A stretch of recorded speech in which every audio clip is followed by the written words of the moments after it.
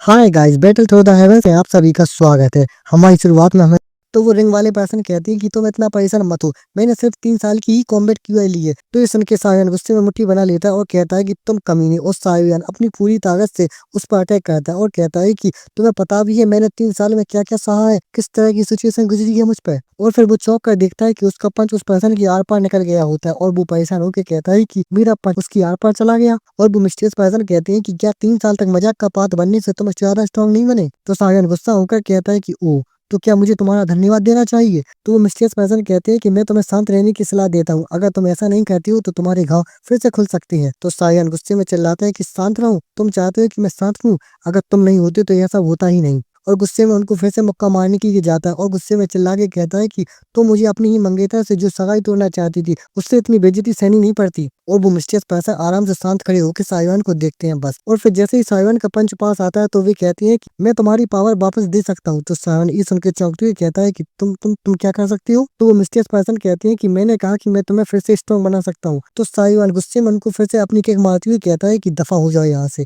तो फिर mysterious person भी हैरान होकर कहते हैं कि क्या। फिर साइवान अपने एटीट्यूड में और ओवर कॉन्फिडेंट होकर कहता है कि अब जब तुम मेरी कॉम्बैट की वही नहीं चूस रहे हो तो मेरी कमाल के टैलेंट के साथ मुझे तुम्हारी मदद की क्या जरूरत है। तो वो मिस्टीरियस पर्सन कहती है कि वो नालन वो भी तुमसे कम टैलेंटेड नहीं है, अगर तुम 3 साल में उसे हराना चाहती हो तो तुम्हारी राह बहुत मुश्किल होगी, तुम ये जानती हो। और साइवान खड़े होकर ये सब सुन रहा होता है और वो मिस्टीरियस पर्सन साइवान के पास आके उसकी तरफ उंगली करके कहते हैं कि और मैं तुम्हें ये भी बता दूं कि मैं तुमसे कहीं ज्यादा ताकतवर हूँ। तो साइवान बस उनको ऐसे ही बोरिंग से लुक से देखता है। फिर साइवान अपने मन में सोचता है कि इस आदमी से बहस करके मुझे कुछ नहीं मिलेगा, है ना, मुझे बस अपनी पावर वापस चाहिए। और सोचता है कि लेकिन सही ट्रैक पे आने के लिए मुझे अगले साल तक 7वीं स्टेज को पार करना होगा, मैं ये अकेले नहीं कर पाऊंगा। फिर वो अचानक से उस मिस्टीरियस पर्सन की तरफ देखता है और डार्क हंसी के साथ कहता है कि क्या तुम्हारे पास कोई उपाय है। तो वो मिस्टीरियस पर्सन कहते हैं कि शायद। तो साइवन कहता है कि तो बताओ, मैं सुन रहा हूँ। और कहता है कि लेकिन मुझे कैसे पता चलेगा कि तुम सच बोल रहे हो। तो वो मिस्टीरियस पर्सन अपनी पावर को निकालते हुए कहते हैं कि तो तुम्हें सबूत चाहिए, है ना, ठीक है तो ये रहा। और अपने कोल्ड फ्लेम को निकाल दे। तो साइवन बसती हुई कहता है कि धत उस आग को सावधानी से यूज करो। और उनके हाथ में वो कोल्ड फायर होती है व्हाइट कलर की। और साइवन उस कोल्ड फायर के चिल से कांपते हुए कहता है कि ये आग है लेकिन ये ठंडी है। और वो मिस्टीरियस पर्सन उस कोल्ड फायर को लेके कहते हैं कि ये कोई साधारण फायर नहीं है, ये हेवनली फ्लेम्स है। और वो ऊपर उड़ रहे होते हैं और उनकी हेवनली फ्लेम उनके चारों तरफ फैली होती है। और वो कहते हैं कि और बाकी सभी फ्लेम को इनके सामने झुकना पड़ता है। तो ये देख के साइवन चौंकते हुए कहता है कि ये हेवनली फ्लेम के चारों ओर की फायर सच में इसको फॉलो कर रही है। और वो मिस्टीरियस पर्सन कहती हैं कि ये फ्लेम्स का सबसे प्योर रूप है, बाकी सभी फ्लेम्स के पास इसकी सेवा करने के अलावा कोई रास्ता नहीं है। फिर वो उस फायर को हटा देते हैं अपने हाथ की मुट्ठी बंद करके। और साइवन और वो मिस्टीरियस पर्सन खड़े होते हैं और उनके चारों तरफ आग से जली हुई घास का एक गोला बना होता है। और वो मिस्टीरियस पर्सन कहती हैं कि तो अब तुम्हें मुझ पर भरोसा होगा। तो साइवन खुश होकर कहता है कि अगर तुम मुझे 7वीं स्टेज को पार करने में मदद करोगे तो मैं ये पूरी तरह से भूल जाऊंगा कि तुमने मेरी कॉम्बैट क्यूआई चूस ली थी, ये कैसा रहेगा। तो वो मिस्टीरियस पर्सन कहते हैं कि तुम कुछ ज्यादा ही मांग रहे हो, मुझे नहीं लगता है कि ये हो सकता है। तो फिर साइवन अपनी डार्क सी हंसी के साथ कहता है कि तो फिर ठीक है, तो फिर कोई सौदा नहीं। और अपने एटीट्यूड में जाते हुए कहता है कि तो ठीक है, गुड लक, अब तुम अपने रहने के लिए कोई एक नई ज्वेलरी ढूंढ लो, अलविदा। तो मिस्टीरियस पर्सन उसको पीछे से बुलाते हुए कहते हैं कि हे रुको रुको रुको। और गुस्से में मन में सोचते हैं कि ये लड़का जो भी हो, सच तो ये है कि मुझे इसकी ज्यादा जरूरत है जितना कि इसे मेरी जरूरत नहीं है। और सोचते हैं कि तो मुझे ये रिस्क उठाना ही होगा और बाकी सब किस्मत संभाल लेगी। वो पीछे खड़े होकर कहती हैं कि क्या तुम एक एल्केमिस्ट बनना चाहती हो। उस साइवन ये सुनकर रुक जाता है और चौंकते हुए कहता है कि एक एल्केमिस्ट। फिर एक भट्टी को दिखाया जाता है और कुछ पिल्स को। और साइवन बताता है कि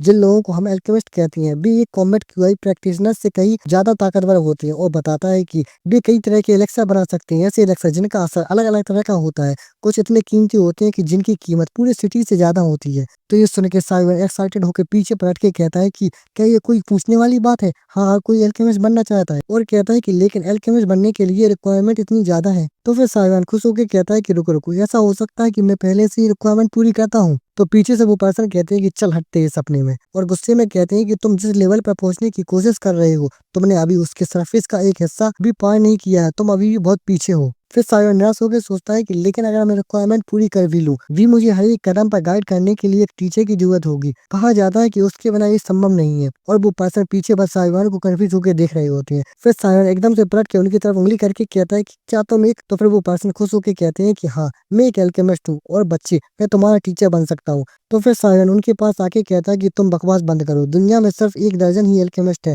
और तुम उनमें से ये कैसे हो सकते हो। और कहता है कि क्या एल्केमिस्ट को भी अलग अलग स्टेज से नहीं गुजरना पड़ता है, तो बताओ तुम किस स्टेज पे हो? तो वो पर्सन कहते हैं कि मैं कौन से स्टेज पर हूँ, मैं ये भूल गया हूँ। और कहते हैं कि लेकिन क्या वो जरूरी है क्या? ये बताओ तुम सीखने के लिए तैयार हो या नहीं? तो साहिवान ये सुन के अपने घुटनों पे आके उनको ग्रीट करते हुए कहता है कि साहिवान अपने मास्टर की सेवा में हाजिर है, तो अब से हम इन्हें मास्टर कहेंगे। तो फिर मास्टर कहते हैं ठीक है, तो मेरा नाम याओ लाओ है, और कहते हैं कि आज से हम लोग मास्टर और स्टूडेंट हैं। तो फिर साहिवान उनको देख के कहता है कि ग्रेट मास्टर, कृपया मुझे सिखाइए एलेक्सा कैसे बनाते हैं। और मुस्कुरा रहा होता है। तो मास्टर कहते हैं कि नहीं नहीं, अब यह संभव नहीं है। एल्केमिस्ट बनने के लिए तुम्हें सबसे पहले फायर को कंट्रोल करना सीखना होगा, और तुम्हें फ्लेम्स में महारत हासिल करनी होगी, और एक फायर टाइप क्यूआई मेथड प्राप्त करना होगा। तो साइवान सोचता है कि एक फायर टाइप क्यूआई मेथड। फिर मास्टर एक पिक्चर को दिखा के बताते हैं कि कॉम्बैट क्यूआई मेथड की तरह फाउंडेशनल क्यूआई मेथड को भी 4 टायर में बांटा गया है, जो पावर के हिसाब से स्ट्रॉन्गेस्ट से वीकेस्ट में होती है। सबसे स्ट्रॉन्गेस्ट हेवन, फिर अर्थ, फिर ब्लैक, फिर बीकेस्ट येलो। तो फिर साइवान खुश होकर अपनी चमकती हुई आंखों से देख के